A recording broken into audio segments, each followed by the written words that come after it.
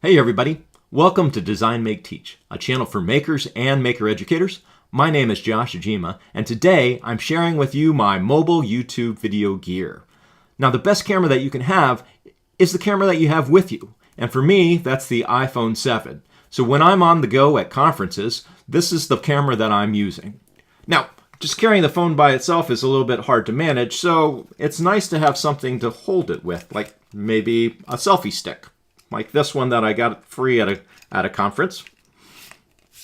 That gives you some range and stuff like that, so a little bit of holder. And so for me, this thing was free.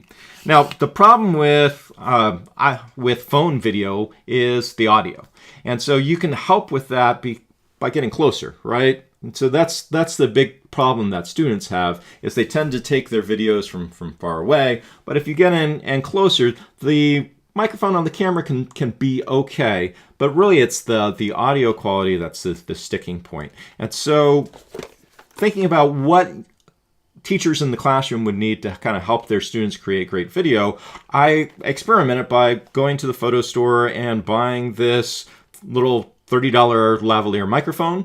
I thought, great, a little $30 mic, the little lav mic that people could put on, attach to their phones and get good audio. The problem with this is that the audio was really bad. Okay, this SmartLav is powered, right, and it has a little smartphone setting, and it has a computer setting, and you're supposed to switch, and it didn't matter. The batteries were good, tested the whole thing. The audio was bad, money wasted. So looking to upgrade, I decided to just go ahead and spend crazy money. And so here's the Rode SmartLav Plus. So this is $64. I know that's not a crazy amount of money for professional gear, but for sort of classroom use. And I'm sure there's an eBay model of lavalier microphone that would have cost me like $5. But I got this, but this isn't enough because you also need the lightning adapter that came with your device. But this one's designed specifically to go with your phone. It's just the iPhone 7 that I have has a lightning adapter. So the microphone plugs in there and it comes with this little clip. Oh, did I tell you the clip broke on that as soon as like the minute I put it out of the box. But anyways, the SmartLav Plus has this really nice, solid little connector piece here, and that's great because when you're at conferences, everyone's got a little lanyard and they can just kind of clip that to their lanyard. Now the problem, like I took this to the ISTE convention and it's only like 5 feet worth of cable here, and so I had this attached to my phone, and then I would mic people up, but it was kind of cool because it forced me to be close, and so it kind of created this style unintentionally to these video interviews. But as people were talking and moving around their booths and things, like we had to sort of do this dance as they would walk around with this lavalier mic, and I would sort of follow them in from 3D printers and devices and things like that. And so what I ended up getting is you can get this SC1 TRRS extension cable that's like 20 feet, which is great because they can be really far away, but I haven't figured out how to manage that just yet. So the reason why I went with the lav is I thought, well, I'm going to go to these conferences and there's going to be a lot of crowd noises, and that's going to be a pain. So if I mic people, I'm going to get really, really great audio from them. And so I didn't actually use the selfie stick. I used the adapter part, but the holder, but I had this, I kind of splurged and I got a fancy tripod this was actually for my photo setup, for my light box for photographing 3D models. And so that was kind of the setup here, and then the SmartLav was attached to people. So, around maybe $100 or so for this setup. So that was what I used for my ISTE coverage.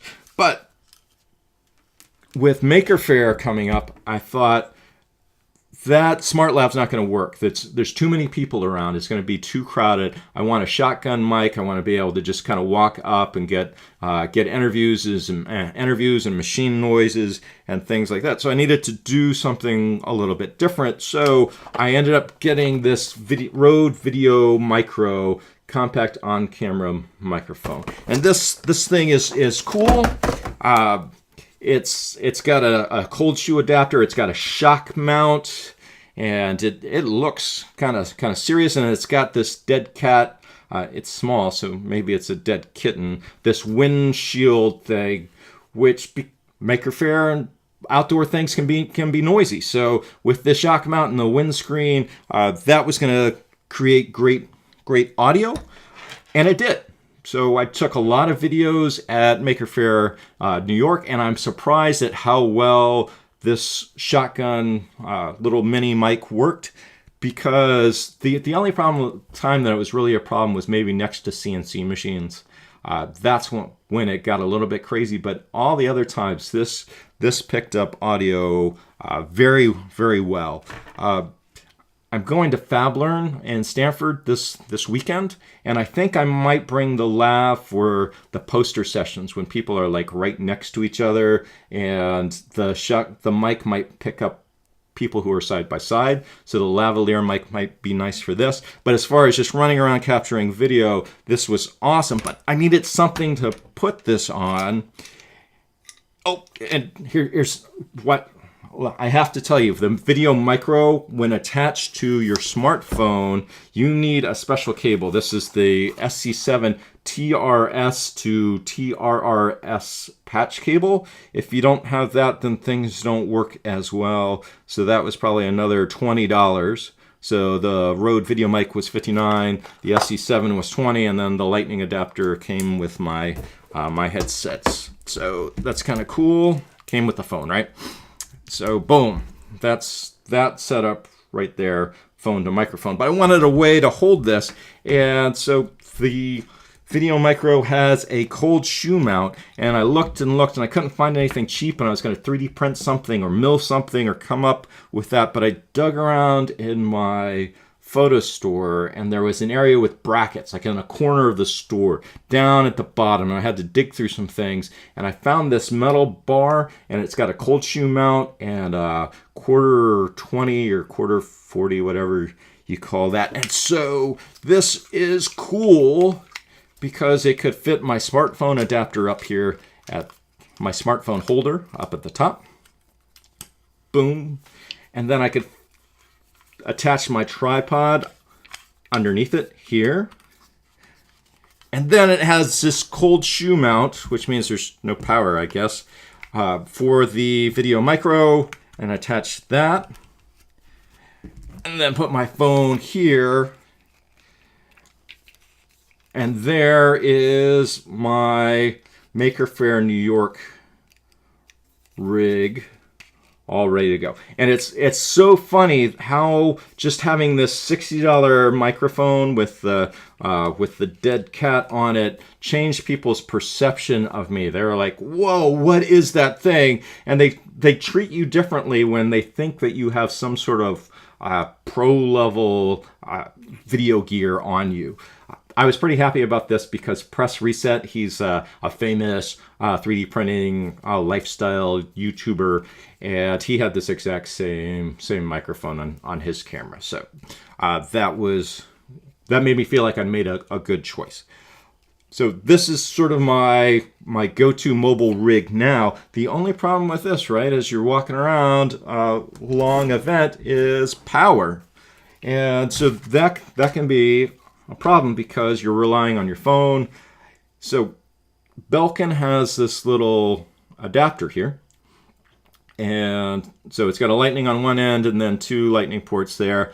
I found out since then that they have one that has a lightning and a 3.5 mil adapter, which for me would be preferable, so I wouldn't have to have this extra lightning adapter, but that's okay.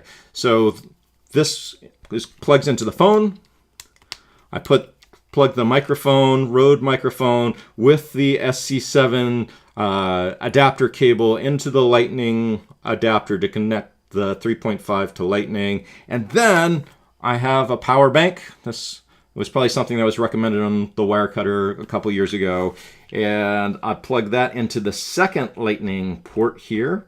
And what that means is I can record audio while powering my phone, which is super cool. So this goes into my cargo pants pocket with a long cable, and then I can still be recording, doing everything that I need to do. And this is pretty lightweight. I can pull my phone on and off. I can use my phone to tweet stuff, and I would do my editing right here on the phone. I would pull the footage into iMovie, straight up interview for a minute to 3 minutes. I would have some B-roll that I would cut to. I put in a little title bar at the beginning, a little something at the end, and upload the video right there at the event. And that was kind of cool because I was posting content like 3-4 videos a day from the scene. And so that kind of makes it topical. That's part of what I want to do with my mobile YouTube video gear, is share the experience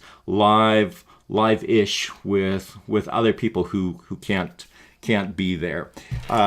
The one thing that you may notice is I don't have a way to listen to the audio that's coming out. And so really what I would do is I'd just take my headphones, put them around my neck, and then if I wanted to preview the audio, I just unplug the microphone, plug in my headphone, listen to the audio, make sure everything was getting recorded okay, and then switch over.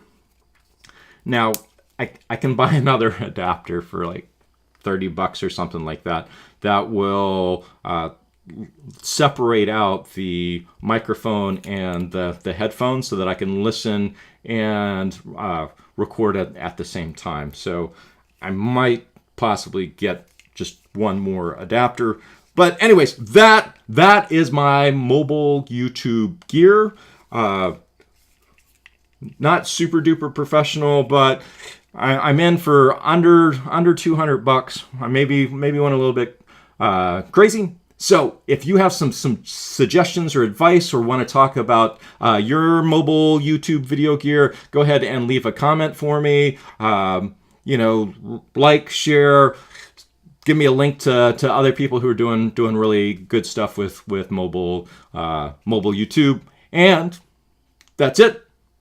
As always, thanks for watching, and have the best day ever.